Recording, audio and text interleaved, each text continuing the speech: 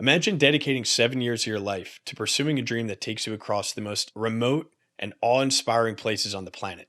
A journey that few would dare to undertake, one that reveals not only the beauty, but also the harsh realities of the world around us. This was no ordinary trek across borders either. There were no motors and no pedals, just deliberate, human-powered exploration on foot over 28,000 miles into the unknown. Our guest today, Tom Turcich, made this dream a reality. He's credited with being the 10th person to walk around the world, but he didn't do it alone. By his side, every step of the way, was Savannah, a dog that he adopted in Austin, Texas. She became his steadfast companion through every moment of adversity, and she also made history as the first dog to ever walk around the world. His recent book, The World Walk, is more than just an account of this adventure. It's a profound narrative about resilience, connection, and dismantling the preconceived notions about people and cultures all along the way. And above all, it highlights the unbreakable bond and the unspoken understanding between a man and his dog. All right, with all that being said, let's jump right in. Enjoy. Let's just start with why? Why? Yeah, my friend Mori passed when I was 17. She was 16, and it was very formative at the time. You know, you're young.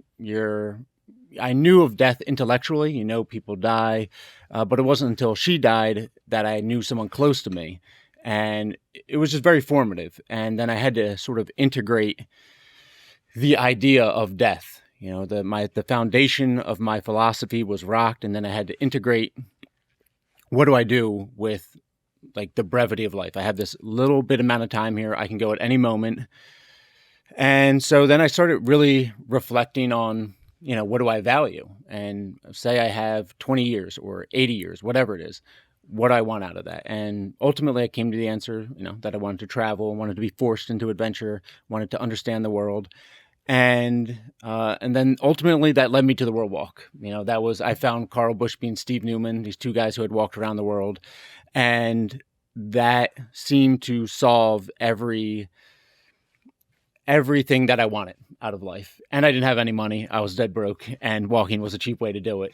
It was born out of my friend's death ultimately. And you have a really, really powerful quote in the book that I love. And you say, you didn't do the walk for Anne-Marie, you did it because of her. Yeah. And I think that's a profound statement if you think about it. Yeah, no, that is it was very deliberate, and that's, how I thought of it at the time. It's I loved Anne-Marie, cared for Anne-Marie. We had known each other our whole life. But I never thought of it as a charity walk, and it would have been disingenuous to present it that way, where, it would have felt false to me. And also 8 years had passed since she died from when I began, and her death was that spark that led me to the walk. And then, when I found the sponsor and I found everything else, again, I never wanted to misrepresent myself. I wanted to see the world because I wanted to see the world. Right. That was it. That was what I felt like that was enough. And, everyone needs to live a life, and it felt like that was the life I need to live. And, my intentions were never to, raise money for anything. I appreciate anyone who does anything like that. I think that's fantastic. And my sponsor did donate $1 a mile into her scholarship fund. But yeah, for me, it was just kind of look, I want to see the world. And, she was the spark that led me to that desire. Right. Yeah. There was a part where you're talking about the Dead Poets Society. Yeah. And the one phrase, Carpe Diem, really resonates with me because one of my favorite phrases, or whatever you want to call them, is Memento, Mori. And so they're one and the same. Yeah. Right. Yeah. Seize the day, live every day like it's your fullest, and then remember that we all die. Yeah. The intro chapter of the book really breaks down this isn't just a joy walk. I'm not just doing this just to go and see the nice sights. I'm doing it because I want to really understand what it's like to be in these other cultures. And we only have one life to do it, right? So if we know that we're all going to die, it's the most liberating feeling because you're not nearly as scared of all these other things that are holding you back, right? Yeah, I think one of these, the fundamental lesson that I learned from Anne-Marie is, that death is guaranteed. And again, you know that intellectually when you're younger, but then once you feel it, once you understand it, it changes things. And you're liberated, like you said, in this way where, look, you're going to die no matter what. So you may as well do whatever it is that you want to do. And before I left on the world walk, I remember laying in bed and I would be thinking about El Salvador and Peru and be like, oh my God, this is so foreign and it's going to be, I can't even imagine what it's going to be like when I wake up there. And, maybe I get robbed, maybe, I get murdered or get kidnapped or whatever it is. But it was all kind of a wash because, look, you're going to die no matter what. If I die out there, at least I'm dying doing whatever I love. And there's no difference between dying at 27 and dying at 77. Maybe personally, it feels like there is, but you don't bring anything with you, So that was what it was for me. Memento Mori, in Carpe Diem. Yeah, like you said, they're one they're one and the same. It's the same thing, same idea. And it just gives you that little bit of, for me at least, gives you that little bit of push to try. You have to try a little bit. It's okay to, float along and float down the river, and life can be beautiful that way. And for a lot of people, life is really difficult, and life is difficult for everyone. And if that's all you can do is just float by and exist, that's a beautiful thing. But again, for me, Memento Mori, the Carpe Diem, it's that little bit of push of just try and direct your life in a direction that you want to go, and don't be afraid of failing because you already lost ultimately the game. Yeah. Right. I think it's a very all-encompassing it's way very of useful. Life, Very useful. Absolutely. Yeah. So, all right, on the walk itself, let's just kind of start with the basics. So what was the start and end date, total miles, total number of days? That's kind of like a weird thing to think when you're thinking in terms of years, but just like basic. So I started April 2nd, 2015, the day before my 26th birthday. I ended May 21st, 22. And I did 28,000 miles roughly. It's more or less. I used to have the great Google. I had a Google phone, and it would just track me. Nice. So I was able to go back and see the mileage. And then when I got to Spain, I got a GPS, and that was really accurate. So I had that. So it was 28,000 miles roughly for me, roughly 25,000 for Savannah, and then 38 countries, like I said. The days, I don't know the days. A lot. 1,700, something like that. 1,800, I guess. Yeah, probably 1,800 days. So I guess that's the stats. And it was a long time. Yeah. It was a long time. By the end of it, I was so over it. It's a beautiful life, and it's great to be out there, and you get a lot of newness every day. But just the constant exposure is exhausting. And 7 years is a long time. It felt like 20 is what I always say. The 7 years, there's so much in them. It felt like 20. But yeah, those are the stats from what I can remember. Yeah. Okay, sweet. Yeah.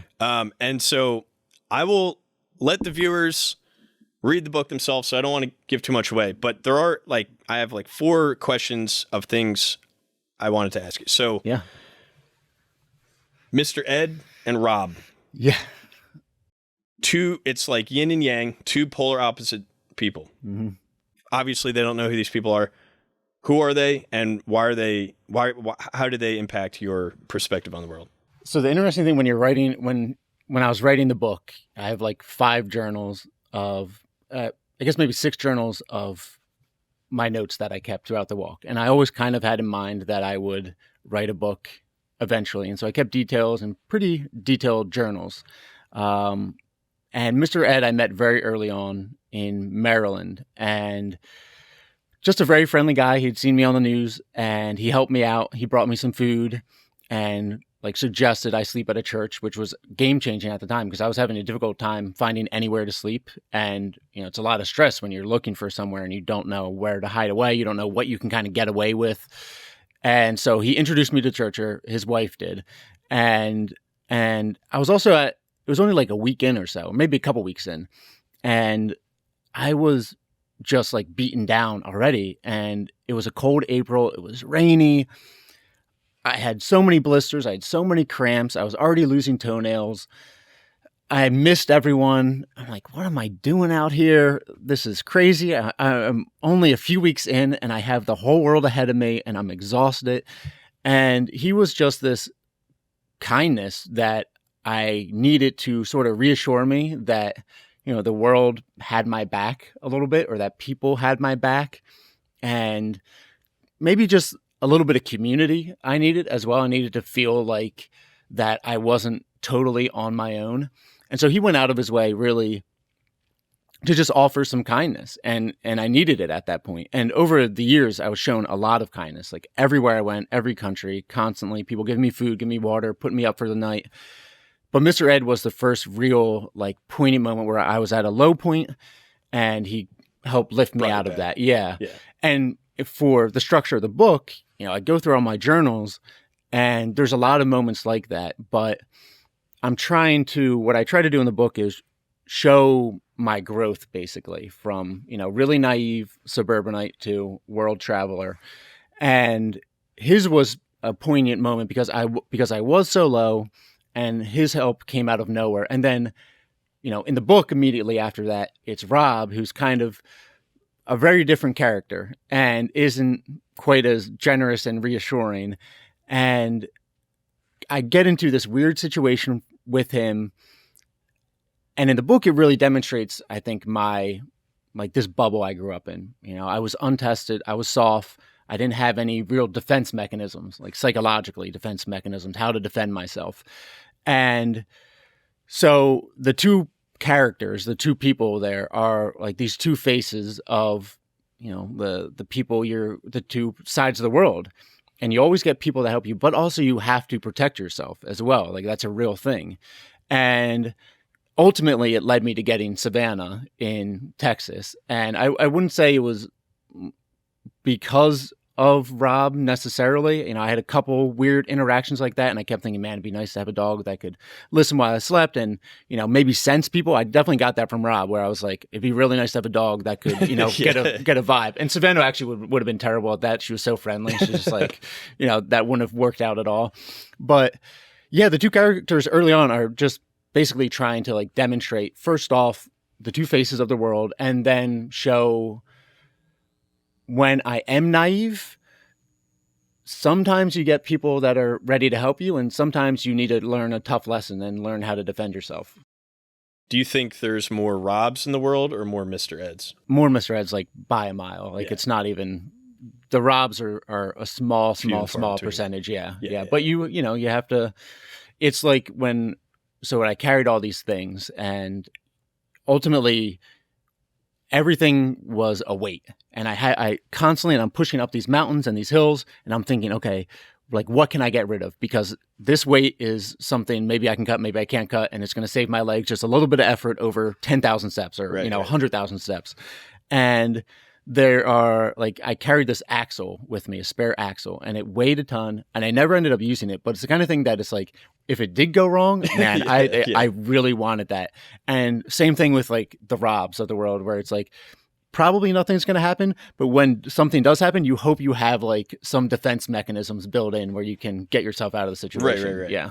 It's like that balancing act of, like, your naivety, which propels you into the unknown, but also, like, the just general skepticism of the world that kind of keeps you constrained. And, like, generally you want to be more optimistic than pessimistic, I guess, but it is definitely a balance, especially when you're in cultures that, you're brand new to you. You have no idea what you're getting into. Yeah, I mean, I think it's good to be optimistic, and I think you should be optimistic. And when you go out into the world, it's more just an adjustment of, like, realism, right. The real world hitting you. And in general, I am optimistic. And I think if someone wants to cycle or walk around the world, I think the probable odds are they'll have a great time, right. And nothing will happen. Some things will happen for sure, and you don't want to be a fool. You don't want to walk around, like, with a Rolex and your phone out, at night and, like, flaunting some wealth in some country. But, like, there's, like, basic stuff where it's just like, don't be a fool and you'll probably be all right. Yeah. The note in the desert. What's a significance to that? One of my favorite chapters. Like I said, Carl Bushby is one of these people who inspired me to do the walk around the world. It's him and Steve Newman were the first world walkers that I discovered before I began my world walk. And I actually spoke to Carl before I began. He was really generous with his time. I said, hey, I'm planning on doing this thing. He was in America. He was trying to get a visa. He was actually, like, booted from Russia for not being in there with a visa. He crossed the Bering Strait. Anyways, his whole adventure is crazy.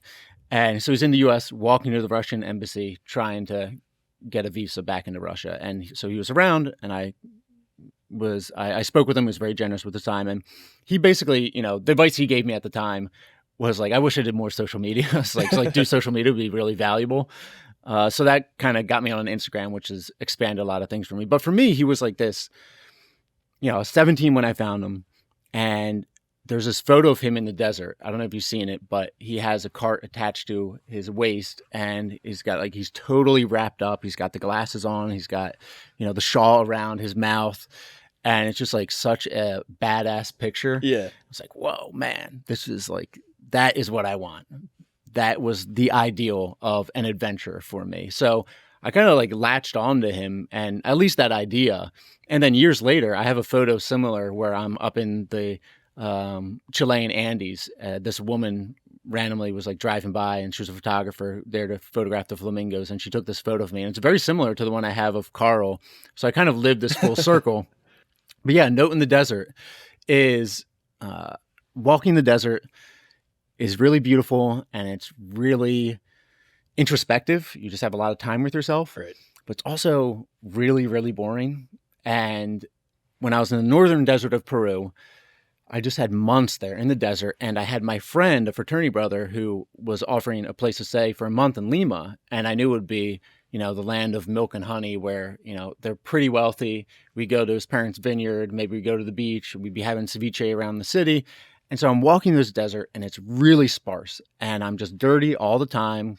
I'm tired, I'm bored, I've listened to all the podcasts, listened to the same music over and over again. I'm talking to myself, and behind all that, I'm just thinking, man, I can't wait to get to Lima. So it's just every day is just so difficult. The hours are stretching, infinitely before me. Every day feels like 8 days. I'm just like, oh my God, I can't wait.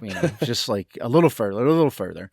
And out of nowhere on this one day, this like restaurant appears that wasn't on the map, and again, you're in the desert, you're walking the Pan American, but even when you zoomed in, the maps were probably old. I never saw it. And so this restaurant appears. I think, oh my God, this is fantastic. Right before sundown, I go in and, I sit down, and then I see on the far wall that there's like this photo of Carl Bushby. I was like, this is crazy. What is this? And, or I guess the waiter directed me over there. And then, so I see they have the shrine to Carl, and he had passed through there 16 years before. And then I get waved over to the back, and there's this guy, Clement, and he's an old man, must have been like 85 at least, and he's got these tomes of books of all the cyclists and everyone who passed through writes something. Yeah. And he like immediately knew right where Carl's page was, flipped it over, passed it over to me, and Carl had written this note, the Note in the Desert, 16 years before, and it was just, he was very young. And it was motivational and inspirational and optimistic. And he was just beginning this incredible adventure around the world. And I was, again, at like this real low point and just felt so dull and lame, mentally, emotionally. And the note came at this perfect time where it was like, oh, no, I am doing something of value. Maybe I had forgotten that kind of thing, something that meant something to me. Yeah. You're out in the desert for so long, everything kind of loses its meaning.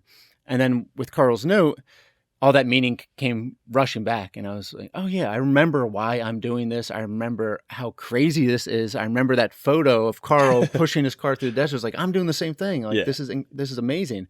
And really quickly, it just like flipped, I don't know, my mood and my experience. And then from then on, the desert became like this really beautiful months-long meditation that I kind of was able to embrace in a way that I couldn't before. It's like you're connecting with him like spiritually or whatever. Totally. You know what I mean? Yeah, totally. Yeah. And like through time, it was like, and that photo that I had seen of him in the desert, and I touch on this in the book, but I'd seen that photo at 17, and then I was there, 9 years later, seeing the same photo of him and basically being in the same position as him. Right, and it was like yeah. total full circle thing. Yeah. That's awesome. Yeah. So during COVID, did that present any challenge? Yeah, COVID like disrupted my plans entirely, basically. Luckily, it was later into the walk. I was already over 5 years into the walk, and I got stuck in Azerbaijan, little country in the Caucasus, and I got stuck there for 5 months. I could have flown out like by myself, but there was no consulate flights out that were taking dogs. So I was like, I'll just hang out in the area. And I also at the time, I thought when COVID first hit, I thought, hey, 2 weeks, everything's going to open. I was like, oh, 2 weeks. And then after like a few months, I realized, okay, that's not what's going to happen. So I got stuck in Azerbaijan for a bit. And my initial plan was to walk all the way up to Mongolia, just because it was the easiest way to do it without a visa, the easiest way to walk around the world without visas. I'm sorry. And if I had gone to like Southeast Asia or through the Middle East, I don't even know if you could do that, if you could walk that way as an American, because you'd have to I don't know if you could get a visa long enough in Iran and Afghanistan. And anyway, it's like, okay, the initial plan up to Mongolia. And I left Georgia. I entered Azerbaijan March 2020. Like, all right, I got to start this sprint all the way up there. I'm going to do Azerbaijan, Kazakhstan, Uzbekistan, Kyrgyzstan, back into Kazakhstan, across Mongolia. So I got to do this crazy sprint up there before winter sets in. And I, start right into Azerbaijan. And then all of a sudden it's like Russia closed, Georgia closed, Kazakhstan closed, Armenia closes, every country around me closed. And I realized I'm trapped here. So I spent 5 months there. And eventually I was able to get into Turkey. I got a flight to Istanbul. Turkey is like a big country. It was one of the few that was open. So I walked around Turkey, kind of biding my time basically. And then Uzbekistan opened and Kyrgyzstan opened. So I walked as much as I could there, waiting for and hoping for Kazakhstan to open and for Mongolia to open and Australia, which was the last continent to open. And they didn't. And the thing is, too, about that is that with like Kazakhstan and Mongolia, you have a really small window to walk them because they're so far north. And it's like I missed that window that year. So then I would have to wait a whole other year to, do, I don't know, maybe 5 months of walking, something like that. And I was like, you know what? Like I've been out here for 6 years at this point. I'm just going to go home. I'm going to walk Seattle back across the U.S. COVID, destroyed the plans of basically everyone. Right. It is what it is. But yeah, it was interesting. I mean, when I was in Turkey, it was one of the few countries that was open at the time. They didn't really have any COVID restrictions. You had to wear a mask. And, but there was like this whole contingent of people trying to escape COVID regulations or Turkish people that had been living in Britain or Germany, or whatever, in these really tight restrictions. They would come back home, live on the coast or whatever in a more relaxed way. And so when I was there, I met all these people. There's all these expats in this little town, Kash, another chapter in there. And I had this like great community while I was there. And we kind of lived in this like little bubble paradise where everyone's just kind of, you're living on the Mediterranean, you're eating good food, we're hanging out every day.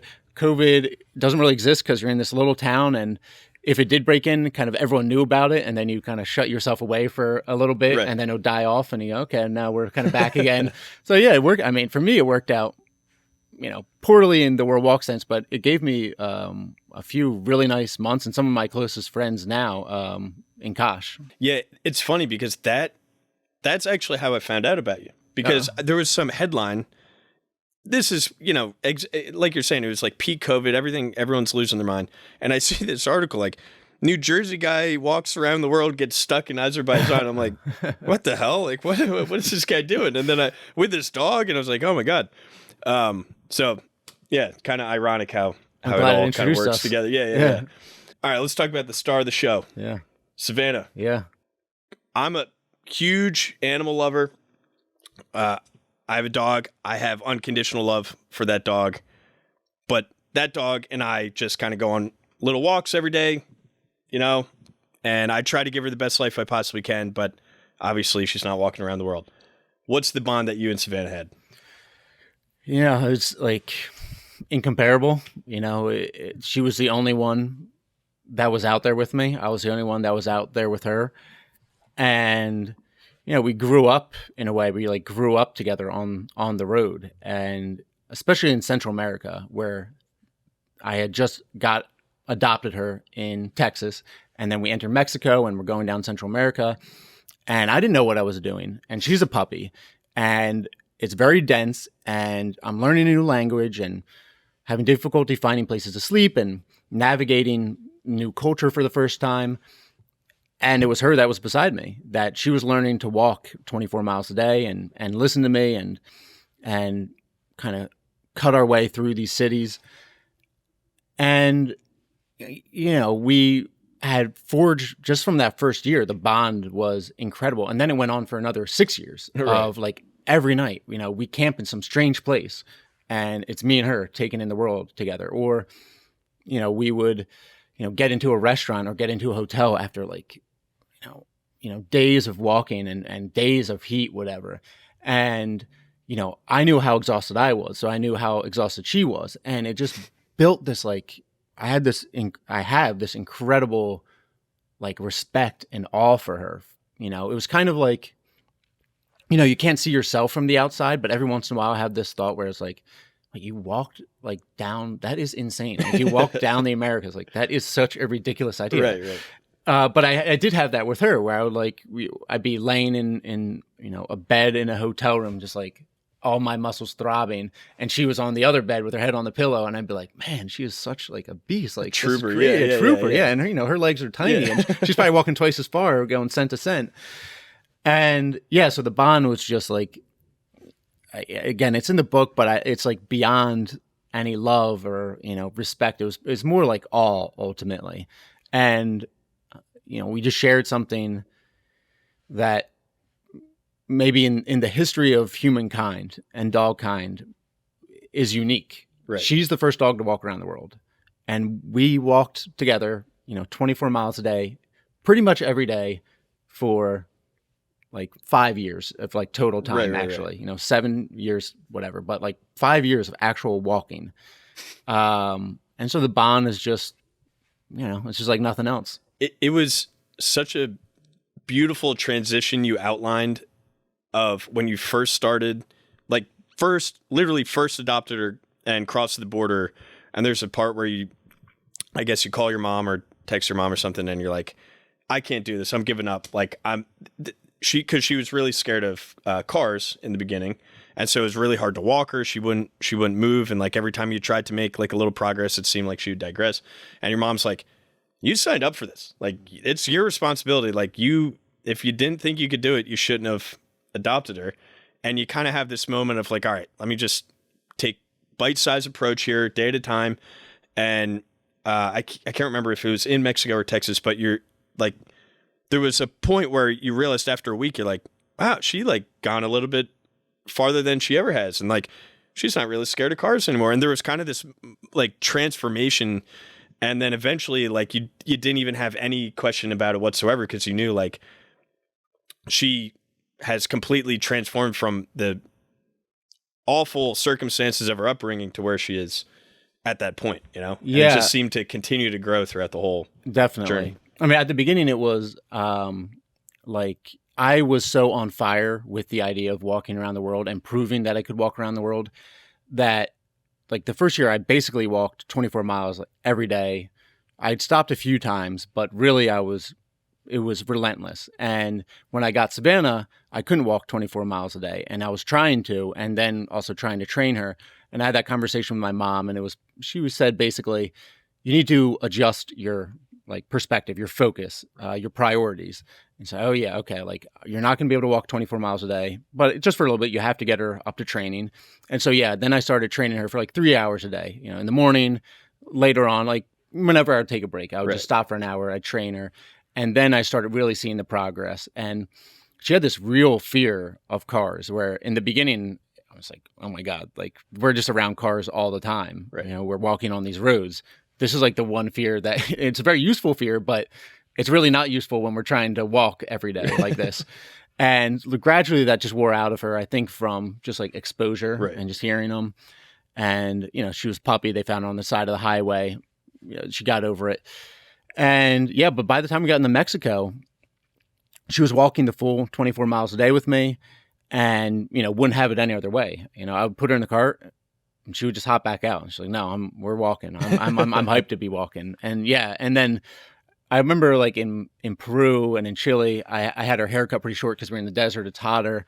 and she was just ripped, man. I mean, she was, we had months and years of walking behind us, and even like the muscle, like above her paw and her forearm, like you could see the muscle there. It's like, man, this girl's a beast. And she used to bat like the back of my calf when she wanted my attention. And she'd do that to other people, and it would like take them out, like because her paws were so strong. And my mom, I'm sure, has like scars on the back of her leg from Savannah just like batting her. Yeah. Oh man. Yeah. I imagine she's like the top of the dog kingdom. You Yeah. know? It's like, Yeah. what was like your most cherished memory with her? I mean, there's a lot. I think like there's a few that come to mind. But I would say just like the camping every night was incredible. And there's this one campsite in particular that comes to mind, and it was back in Peru, southern Peru, walking this narrow Pan American, and the cliffs are really sharp, like falling into the Pacific, and you're kind of hugging these cliffs. And I would camp in these little valleys that would appear every few miles or so. And we got to one of these valleys, and then I saw this path kind of like going up, and I was like, oh, okay. I was like, followed this up, and we had this plateau overlooking, it was like a shelf overlooking the Pacific, and it was so quiet, and I knew no one would find us. And so it was like a great campsite. I would sleep really well up there, and we're protected from the wind, which is a perfect campsite. And yeah, I just remember like, you walk all day and you're tired, and you find this perfect campsite, and then it's me and her just sitting up there, like.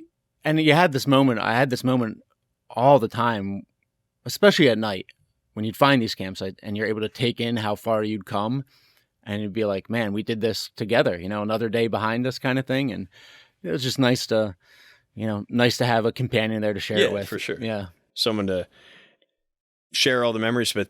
I feel like loneliness, it eats people alive on these kinds of adventures, but having someone like Savannah who doesn't talk, but there's other ways that you guys communicate. And like you're saying, like having someone to share that beautiful memory with, that's an awesome thing, Yeah. I mean, we didn't have conversations, obviously, but she was there beside me going through the same thing. And, in a lot of ways, it probably helped me get out of myself because I was protecting her too. So I didn't have as much pressure or maybe time that I, could maybe like admonish myself or like be hard on myself, because at the same time I'm with her, I'm looking out for her, and it probably opened me up to the world more than if I had gone totally on my own. Right. Yeah. Hardest news is that she's no longer with us, unfortunately. But so what exactly happened? Like, yeah, she would have been 9, right? Yeah, she's just about 9. She's had kidney failure, and it was probably Lyme nephritis. I always had her on flea tick medication, but a lot of times it was off-brand stuff, so who knows how effective it was. And also, we were just bit by like 10,000 ticks, both of us. Yeah. I mean, I'd be like, it was like every night, unless we were somewhere really removed. But like almost every night, it's like, oh, I'd like, feel something biting me. So right. I'd flick that off. Yeah. And, so it's probably not Lyme nephritis, and it was kidney failure, and it was really quick. And, I guess like the solace is that she lived like the best life a dog could have lived for 7 years. Right. And she did have a little retirement, which was nice. Well, it's kind of like what we were saying in the beginning, like just because like the 27 club, people who die when they're 27, like you can live a full life, whether you're 27 or 57 or 87. Like it's the amount of things that you use to fill up those seconds while you're alive. And I think to your point, like Savannah in those 9 years saw more and experienced more and had a better life than 99.99% of dogs. Yeah. I mean, I remember thinking when I was back and we're in just the house, and she's on the sofa, I remember thinking, I was like, I feel this real guilt. I always felt this guilt that I wasn't doing enough for her when we were back and retired, that I should always be stimulating her, give her more, even though she did like to relax. But I felt just like, what kind of life is this? Like she lived this incredible life, and now we're just, hanging out in a house. And so Yeah, she didn't have that. She only had, she had a retirement for a couple years, but the rest of her life was like this great adventure. Right. Yeah. Right. What's a highlight from your trip that's not in the book? I would say meeting my friend Shane, who I almost I tried to fit him in the book. It just didn't work out. So he was cycling from Alaska down to Tierra del Fuego, and I met him in Guatemala. I was sick. I like leaned against a tree, and I look over like 3 trees down. There's this other guy, and he's sick, leaned against a tree, and then we like hung out and hit it off, and then he went up to see Fuego, this mountain, and I walked ahead, and then we kind of crossed path as he was passing me at this little tienda, and then we got a meal together, and it was just like he was one of the first people where I could relate to in like that way of traveling that we were doing, where we look for the same things in the country. It was like, okay, how densely populated is it? How nutritional is the food? How mountainous is it? And that we both saw the world in the same way, in that same, practical way. And then I met him again in Cusco in Peru. And there's also like these little moments in there, these like little curiosities that I would have liked to have included about Guatemala or about Peru that I could have put into his chapter, but it just didn't it didn't flow. It didn't flow. Yeah, it was just an appendage. So yeah, I cut those, but I would have liked to. And I do like the one chapter I had about him in Guatemala. I think was really good, but it just didn't fit into it didn't add to my growth at all. Right. Awesome. Well, behind the scenes. Yeah. I ask everyone this when we close, and I'm sure you have a very interesting perspective on it. How do you personally define adventure? Oh, define adventure. I would say anything that expands you. I would say that's an adventure. So could be reading, could be going to the library and trying to write a little bit every day. I think it's the growth. And I think adventure in like the classic sense of going out into the world is one of the most powerful ways to grow, because you really don't realize how small you are and how little you know until you go into other places. And I think that's where you feel the adventure the most, because you get in it in so many different ways. You're like, oh man, I don't know how to ask for coffee in this place. And like, that is this whole moment of growth. And then you mess it up, and then you think about it a million times, and then you get ripped off by, some vendor. You go, man, I hope that never happens again. And then you meet people who end up being incredible friends, and you see this new architecture, and, traveling provides a lot of growth really quickly, really densely. But I think adventure is anything that you are growing in, I would say, is an adventure. Yeah. And it's almost like that ego death of like, or whatever you want to call it, of like, I thought I knew, but I knew nothing. And then you have to learn from the ground up. Yeah. It's honestly amazing. Like from my walking to think I was like a person before the walk. I cannot imagine it that I had, it's like the Dunning-Kruger, same thing. Like you just don't know what you don't know. Right. And you're confident in however you're confident, and then you go out there into the world and you're just like, no, you are a fool. You knew nothing. That old person was an idiot, and you were still an idiot, but you're less of an idiot. Right. Yeah. Tom, thanks so much, man. It was a pleasure. This is great. Yeah. Everyone go get The World Walk out in, it's on Amazon? Yeah. Amazon, Barnes & Noble. Barnes & Noble, probably your local bookstore. I can't recommend it enough. It's a fantastic book. So awesome. Thanks for checking in. We'll see you next time. Thank you.